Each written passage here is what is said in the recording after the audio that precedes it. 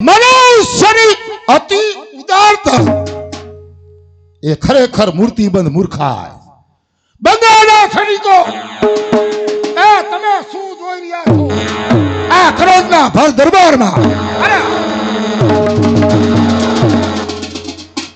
જીવતદાન મળ્યું છતાં કેમ જીવ આવડતું નથી? અરે ખાતા તો આવડતું નથી, પણ ઢોળી નાખતા આવડતું નથી.